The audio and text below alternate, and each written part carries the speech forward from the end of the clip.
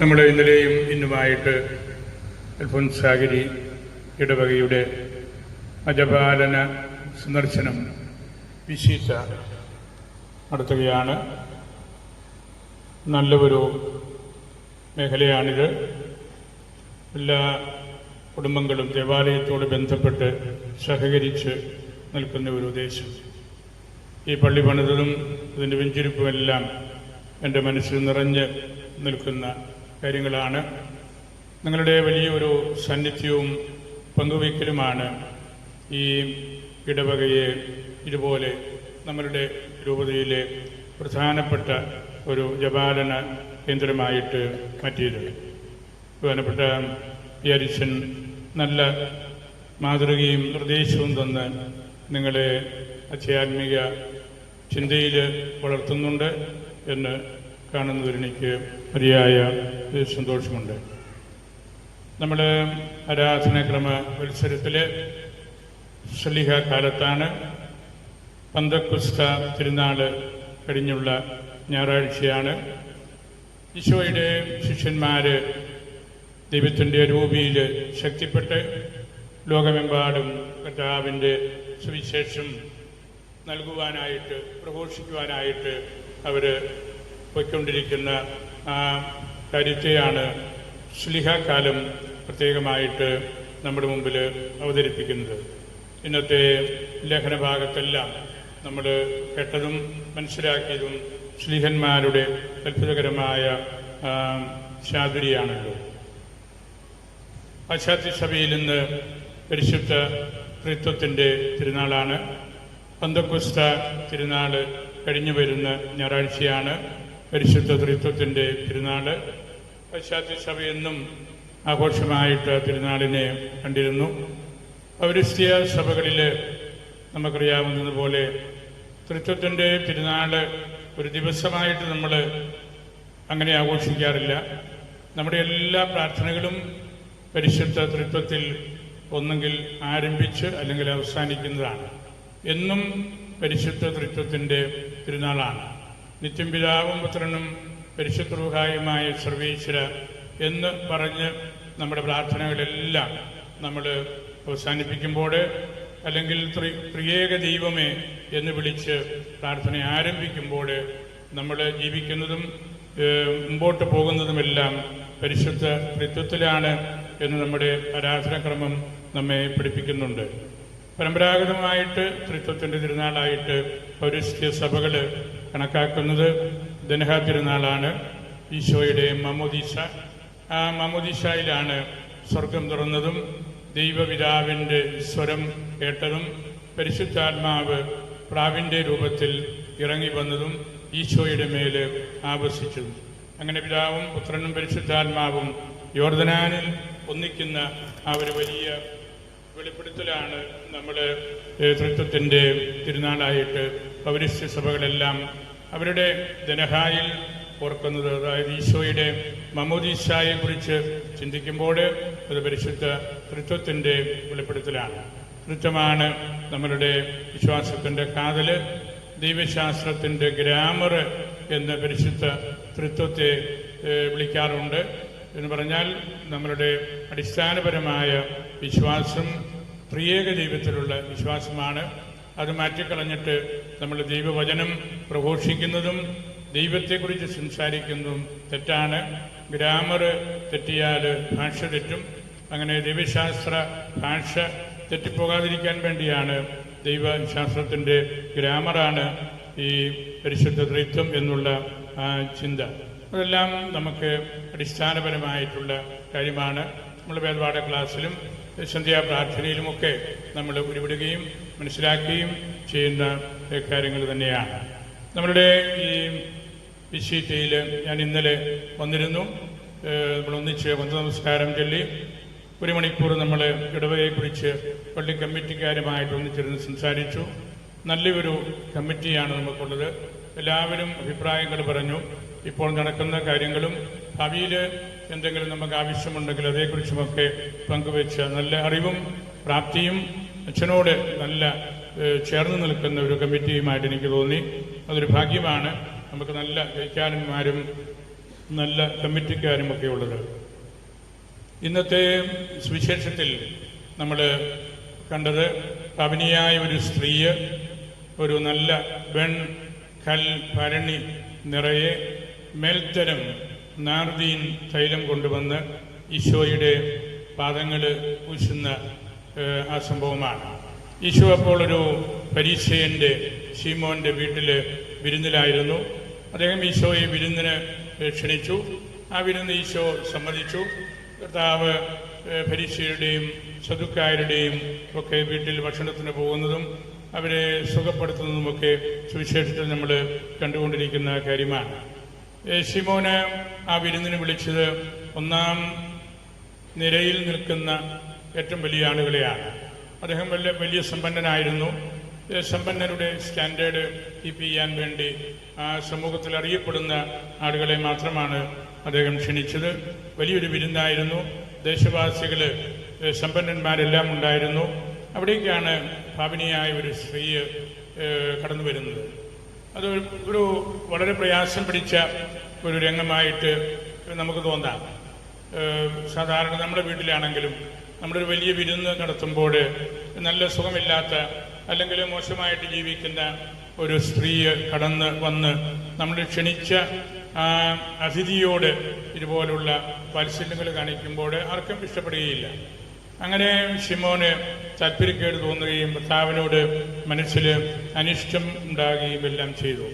നമ്മൾ ഒന്ന് രണ്ട് ആത്മീയ ചിന്തകൾ ഈ തിരുവചന ഭാഗത്തു നിന്ന് എടുക്കേണ്ടത്, ഞാൻ വിശ്വസിക്കുന്നത് ഈ സിൻഫുൾ വുമൺ, പാപിനിയായ ആ സ്ത്രീ സിംബോളൈസസ് ദ ചർച്ച്.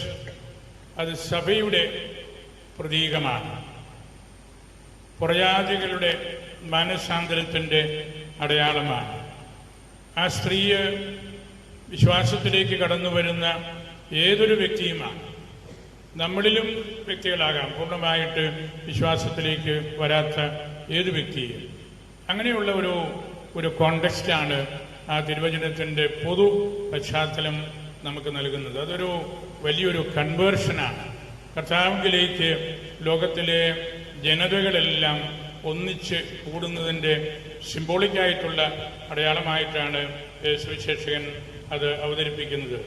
ശിമോന് അതേസമയം അദ്ദേഹം ക്ഷണിച്ച ആ വിരുന്നിൻ്റെ സാമാന്യ മര്യാദകൾ നോക്കാൻ വേണ്ടി, പാലിക്കാൻ വേണ്ടി വളരെയേറെ പരിശ്രമിച്ചു. അവിടുത്തെ ഗസ്റ്റ് ബെസ്റ്റായിരുന്നുവെന്ന് വേദശാസ്ത്രികൾ പറയാറുണ്ട്. സമൂഹത്തിൽ ഏറ്റവും ബെസ്റ്റ് എന്ന് അറിയപ്പെട്ടിരുന്നവർ മാത്രമാണ് ആ വിരുന്ന് കഴിച്ചുകൊണ്ടിരുന്നത്. അത് ഇപ്പോഴത്തെ നമ്മുടെ ഭാഷയിൽ പറഞ്ഞാൽ ഒരു സാനിറ്റൈസ്ഡ് വേൾഡ്, ഒരു എലീറ്റ് ഗ്രൂപ്പ്, വ്യത്യസ്തത നിറഞ്ഞ ഒരു പഠിപ്പും അംഗീകാരവും ഒക്കെയുള്ള ഒരു സദസ്സായിരുന്നു അത്. അവിടേക്കാണ് ഈ സ്ത്രീ കടന്ന് വരുന്നത്. അവിടെ കർത്താവ് അതിനെ അനുകൂലിച്ചു. നമുക്കറിയാം, ഈശോയുടെ പാദത്തിൽ ആ തൈലം പൂശി. അത് കർത്താവിൻ്റെ മരണത്തിനുള്ള ഒരുക്കമായിട്ടുള്ള കാര്യമായിരുന്നുവെന്ന് യോഹന്നാന്റെ സുവിശേഷത്തിൽ നമ്മൾ വായിക്കുന്നുമുണ്ട്. ശിമയോന് ഈ സീൻ ഒട്ടും ഇഷ്ടപ്പെടാതിരിക്കുകയായിരുന്നു. അങ്ങനെ ശിമോന്, അതായത് വിരുന്നിന് ക്ഷണിച്ച കുടുംബനാഥന് അത് മനസ്സിലാക്കി കർത്താവ് അല്പം ശകാരിക്കുന്നത് പോലെ ശിമോനോട് പറഞ്ഞു. നമ്മൾ കേട്ടല്ലോ, ശിമോനെ, എനിക്ക് നിന്നോട് ഒരു കാര്യം പറയാനുണ്ട്. നമ്മളൊരു വിരുന്നിന് പോയിരുന്നിട്ട് വിരുന്നിന് ക്ഷണിച്ച വ്യക്തിയോട് എനിക്ക് നിന്നോടൊരു കാര്യം പറയാനുണ്ട് എന്ന് പറയുമ്പോൾ അവിടെ ഒരു ടോൺ മാറിയുള്ള സംഭാഷണമാണ്. ശിമോന് ബുദ്ധിമുട്ടായി. എങ്കിലും ശിമോനത് സമ്മതിച്ചു. അപ്പോൾ കർത്താവ് ചോദിച്ചല്ലോ, നീ ഈ സ്ത്രീയെ കാണുന്നില്ലേ? അപ്പോൾ ശിമോൻ ഒന്നുകൂടെ പ്രയാസമായി കാണും. എനിക്ക് നിന്നോടൊരു കാര്യം പറയാനുണ്ട്, നീ ഈ സ്ത്രീയെ കാണുന്നില്ലേ? അവിടെ ഈശോ ശിമോനെ പഠിപ്പിക്കുന്നത്, ഞാൻ ഈ സ്ത്രീയെ കണ്ടതുപോലെ ഈശോയുടെ കണ്ണിലൂടെ പാപിനിയായ ഈ സ്ത്രീയെ കാണാൻ നീയും പഠിക്കണം. നീ എന്നിലുള്ള വിശ്വാസത്തിലേക്ക് കടന്നു വന്നിട്ടില്ല. നീ ഫരീസേയനാണ്, കർത്താവിനെ കുറ്റം പറയുന്നവരുടെ സമൂഹമാണ്.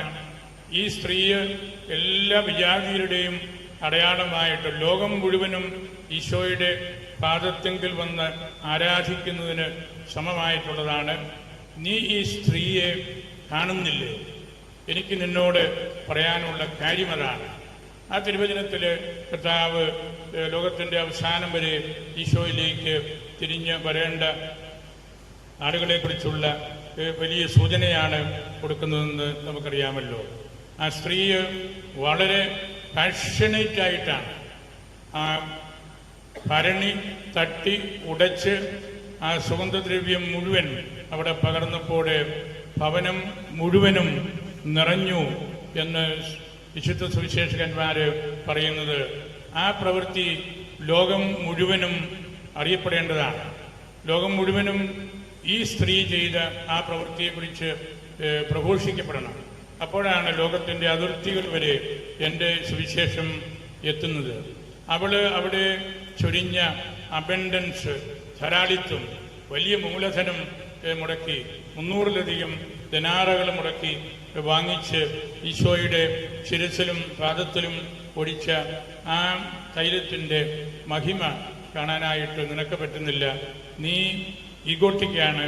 ഇപ്പോഴും നിന്റെ സ്വാർത്ഥ താല്പര്യങ്ങൾക്ക് വേണ്ടിയാണ്, പൊതുജനങ്ങളുടെ ഇടയിൽ നിനക്കൊരു മതിപ്പ് ഉണ്ടാകാൻ വേണ്ടിയാണ് എന്നെ വിളിച്ച് വലിയൊരു ഭക്ഷണം നൽകിയത്. ഇതൊക്കെയാണ് ആ തിരുവചനത്തിൻ്റെ ഇംപ്ലിക്കേഷൻസ്. മനസാന്തരത്തിലേക്ക് നിനക്ക് കടന്നു വരാനായിട്ട് ഇപ്പോഴും സാധിക്കുന്നില്ല. അങ്ങനെയുള്ള ആ ഒരു ചിന്ത, ആ ഒരു ഫരീസി മൈൻഡ്, മനസാന്തരത്തിലേക്ക് കടന്നു വരാൻ ഇനിയും സാധിക്കാതെ നിൽക്കുന്ന മനസ്സ്, ഈശോയിൽ സന്തോഷിക്കാൻ പറ്റാതെ നിൽക്കുന്ന ആ ആഭിമുഖ്യം, അതെല്ലാം നമ്മളുടെ ജീവിതത്തിലും നമുക്ക് പലപ്പോഴും കർത്താവിനെ വേണ്ട വിധത്തിൽ സ്നേഹിക്കാനായിട്ട് തടസ്സമായിട്ട് നിൽക്കുന്ന കാര്യമാണെന്ന് നമുക്കൊക്കെ അറിയാം. ഈശോയുടെ വലിയൊരു ഉപമ പറഞ്ഞു. 2 കടക്കാരുടെ, അതിൻ്റെ സമയപരിമിതി മൂലം അതിലേക്ക് കിടക്കുന്നില്ല. അതിൻ്റെയും അവസാനം ഈശോ ചോദിച്ച ചോദ്യത്തിന് ശിമോൻ പറഞ്ഞു, ആരോട് കൂടുതൽ ഇളവ് കാണിച്ചുവോ ആ വ്യക്തിയാണ്, ആ ഇളവ് സ്വീകരിക്കപ്പെട്ട ആളാണ് ദൈവത്തിൻ്റെ മുമ്പിൽ ഏറ്റവും ശ്രേഷ്ഠമായ രീതിയിൽ നിൽക്കുന്നത്. ഈ സ്ത്രീയോട് കർത്താവ് അധികം കരുണ കാണിച്ചു. കാരണം ആ സ്ത്രീ ഈശോയെ അധികമായിട്ട് സ്നേഹിച്ചു. അതിൻ്റെ പട്ടികയെല്ലാം കർത്താവ് ശീമോനോട് പറഞ്ഞല്ലോ. ഞാൻ പൊടി പിടിച്ച സ്ഥലത്ത് നിന്ന് ദൈവരാജ്യം പ്രഘോഷിച്ച് വന്ന് വിയർത്ത് ഒഴുകി മുഖവും തലയുമെല്ലാം വിയർപ്പും പൊടിയുമായിട്ട് വന്നപ്പോൾ, അല്ലെങ്കിൽ എൻ്റെ കാലിൽ അടിപ്പുണ്ടായിരുന്നപ്പോൾ നീ എൻ്റെ പാദം കഴുകാൻ വെള്ളം തന്നില്ല, എൻ്റെ ശിരസിൽ നീ എണ്ണ പകർന്നില്ല, നീ ഒരു വിരുന്നൊരുക്കി മറ്റുള്ളവരുടെ അംഗീകാരം മേടിച്ചെടുക്കാൻ മാത്രമാണ് പരിശ്രമിച്ചത്. എൻ്റെ അംഗീകാരം ഈശോ ആരാണെന്നും ദൈവം ആരാണെന്നും മനസ്സിലാക്കാനും ഉൾക്കൊള്ളാനും നീ പരിശ്രമിച്ചില്ല. നീ വെറും കേവലം മനുഷ്യനായിട്ട് പെരുമാറി, ലോകത്തിൻ്റെ വ്യക്തിയായിട്ട് പെരുമാറുന്നു. നിന്നിലുണ്ടാകേണ്ട മനസ്സാന്തരം അടിസ്ഥാനപരമായിട്ടുള്ള ഒരു കാര്യമായിട്ട് ഇനിയും അവശേഷിക്കുകയാണ്. ഇങ്ങനെയുള്ള ചിന്തകളാണ് പാപിനിയായ സ്ത്രീയെ കർത്താവിൻ്റെ പാദത്തിൽ ഒഴിച്ച പകർന്ന മെൽത്തരം പരിമള തൈലം നമ്മോട് സംസാരിക്കുന്നത്. പന്തക്കുസ്ത കഴിഞ്ഞുള്ള ആദ്യത്തെ ഞായറാഴ്ച ശ്ലീഹാകാലത്ത് ഈ തിരുവചനം സഭ നമുക്ക് വെച്ചിരിക്കുന്നത് ലോകം മുഴുവനും അതിൻ്റെ പരിമളം നിറഞ്ഞു.